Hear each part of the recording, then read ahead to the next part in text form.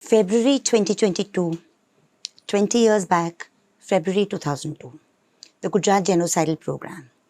But this journey into interrogating how the Indian Constitution poses a serious dangers to the proponents, sinister proponents of Hindu Rashtra, actually for me goes back to 1991. Correspondent, I was then with Business India, and I toured the state in the wake of the Rath Yatra violence in July of that year.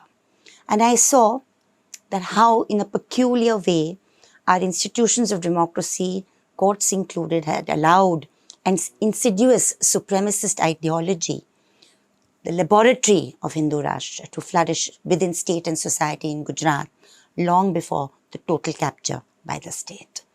And it's strange that post to 2014, all of us in India are now living under the burden of the Gujarat model, Hindu Rashtra.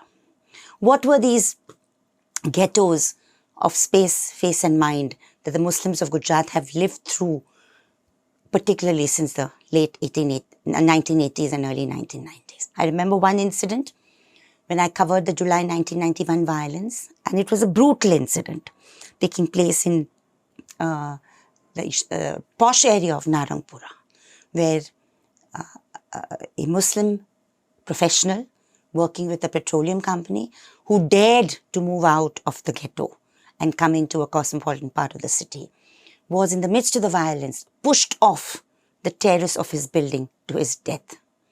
I narrated this story, of course, when I reported, along with the FIR and details. But when several years later, when I was about to publish my book, Foot Soldier of the Constitution, I narrated this in a public speech in Nagpur. A reporter from the Times of India walked up to me, shocked.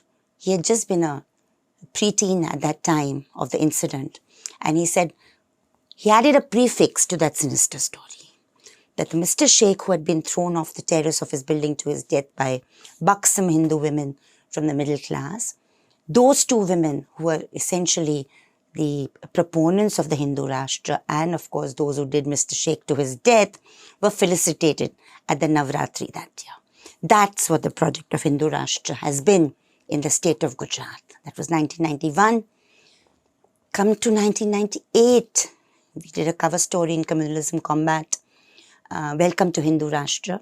My very good friends and activists from all over Gujarat, Sayyar, Trupti Shah, Rohit Prajapati, Shiba George and others, actually went to Randikpur and Sanjeli, where Muslims had been pushed out of their villages and homes for 3 whole months because of insidious propaganda by the Vishwa Hindu Parishad and Bajrang Dal. It was basically rivalry over the transport business, but there was attempted. And I remember this hate pamphlet called Proceed to Sanjeli, a kind of exhortation to the Vishwa Hindu Parishad mobs to ensure that the minority is kept in its place.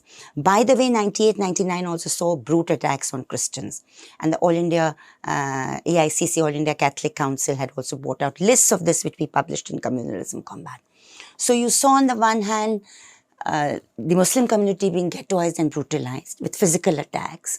And you saw the Christian community also being physically brutalized for the first time. 99 was also the time of the first NDA government under Mr. Atal Bihari Vajpayee in Delhi, who started this insidious conversation about let's have a debate on conversions. And under the garb of doing that debate, you saw an attack on Christians all over the state. And it was a brutal time. December 98, January 99, attack on churches and homes and villages in the Dangs, where there's a 40% Christian population. That was a very, very bitter experience, which I covered again in Communalism Combat. Then you come to what's happening in institutions of state and society. So you look at the bar councils, you look at the teachers' associations, you look at the textbooks. In 1999, October, we did this cover story on how textbooks teach prejudice. 3-day workshop at Prashant with my dear friend Father Cedric Prakash. We had analyzed the Gujarat state textbooks, where there was a glorification of Nazism and Hitler and Mussolini's fascism, saying that, they cleaned up Germany and, maybe some 6 million Jews were massacred, but it also meant efficiency and economic prosperity and a clean and efficient administration. The parliament at that time had set up a committee under the Rajya Sabha members Eduardo Falero. S.B. Chavan was then Home Minister, and they actually went into the report that we published and found it to be true, and Gujarat state government was asked to remove those controversial paragraphs of the textbook. So it's been a long story and a long haul. The fringe has now become the mainstream, and Gujarat has now gone national. We also saw that in March 2000, I did this cover story, Face to Face with Fascism. Very interesting issue of Communalism Combat, Face to Face with Fascism. Trying to ask myself the question as a writer and a narrator and a journalist, why Gujarat? What was it that made Gujarat so amenable to this project? And then one looked at its history, the border with Pakistan, the fact that the Ahmedabad Municipal Corporation just before partition had 21 prominent Muslim League members, all of whom went over to the newly created country called Pakistan and even joined Muhammad Ali Jinnah's cabinet. It's an interesting time. We also saw that we didn't have a social reform movement in Gujarat. We didn't have an anti-caste movement in Gujarat.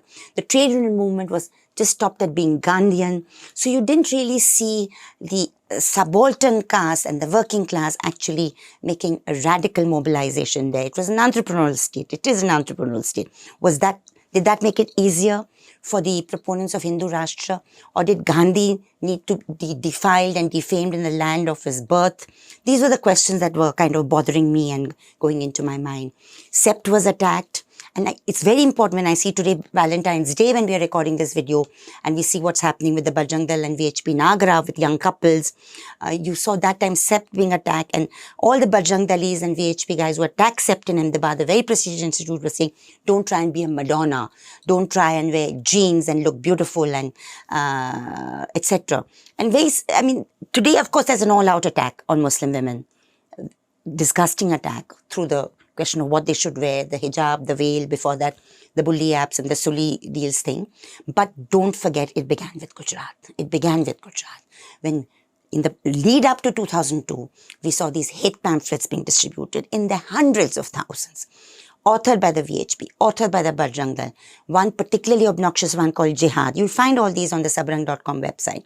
And they were trying to exhort cadres to actually sexually defy, sexually attack, sexually violate Muslim women because they're a symbol of their community. The same Randikpur Sanjeli, where Bilkis Banu then underwent her brute attack in 2002, was the Randikpur Sanjeli of 1998.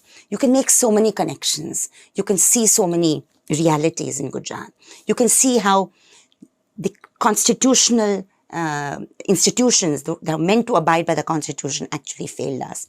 Whether it was the education apparatus, the courts most of all, the police apparatus. I remember my interview with the Director General of Police, C.P. Singh, in 1998. And I'm asking him that these allegations of Muslims and running away with Hindu girls or Christian converting, are they true, forced conversion? He said, I've investigated every case and it's not true. He went on record in Communalism Combat. However, the Gujarat police still set up a cell to quote-unquote investigate intercommunity marriages, a rank anti-constitutional act. Was it checked? No. I remember collecting circulars, collecting the selective census that was attempted on first Christians and then Muslims, taking it to constitutional doyens in Delhi, in the Supreme Court library. I remember sitting with Mr. Nariman. I remember sitting with Justice Verma, chairperson of the NHRC, and pleading with them that let's do some preemptive action. Let's do some suo motu petitions. But unfortunately, they said that no, our system doesn't permit it. Keep documenting, keep collecting the data. The time will come. Mr. Nariman, if you remember, had resigned despite being leading counsel for one of the Gujarat government, one of the cases of the attack on Christians. This tit-for-tat politics began in Gujarat. This attempt to kind of galvanize the majority and make it complicit in violent acts against the minority. One particularly violent incident, August 2000. 1st August, attack by alleged by Lashkar-e-Toiba on Amarnath pilgrims in near Pahalgam. And within a few hours of the attack, Praveen Togadia, International General Secretary of VHP, holds a press conference in Ahmedabad and saying, "Wahan ka jawab yahan denge." And over the next 4 days, I remember we did this investigation, Saffron on the Rampage, and over the next 4 days, 15 crore worth of Muslim property and about 6 lives were taken, and 15 crore worth of Muslim property and some Hindu property was destroyed across the state. Surat, Sabarkantha, Banaskantha, Ahmedabad, no state, Vadodara, no district was spared in the state. So it was a very systematic mobilization to mold within the constitutional framework a supremacist majoritarian one. 1 year before the Gujarat genocidal pogrom in 2002. Let's not forget two things. The Gujarat earthquake took place, the Kutch earthquake, the deadly earthquake on January 26th, Republic Day. I remember this cover story we did split wide open because we found that in Kutch, which is home to the wonderful karigars of Bandhani and Adgar and all superb crafts and handicrafts of there, where both Muslims are leading artisans and craftspersons as artists who have pioneered dyes as our Dalits. And we found an amazing bonhomie and a solidarity emerging among the different castes and communities over the relief works. The Muslim community, as always, came forward to do relief in the Kutch earthquake. And one of the feelings that Muslims in Gujarat had in 2002 because I was very intimately connected with the state, I still am, when the violence broke out in 2002, is that there was a sinister design to break the solidarity by the kind of pre-planned pogrom that took place, genocidal pogrom that took place. So I never, as a journalist or an activist, experienced so head-on how a state itself can be anti, not just equity and solidarity, but bonding and compassion among its own citizens. That's what Gujarat was, and unfortunately, that's what the rest of India has also become. So we saw kind of this build-up to what's happening in our country today. And therefore, Gujarat 2022 and Gujarat 2002, there are lessons to be learned. I will, of course, go into much greater detail about 2002 and the lead up to what happened. But I really felt I should share this journey about what happened in Gujarat prior to 2002. Was it an overnight thing that just burst upon the state? Or was it an insidious, supremacist infiltration of state and society that overtook constitutional norms and where everyone, institutions and individuals, succumbed? It's a sorry tale. It's a tale that we need to revisit today in the India of 2022.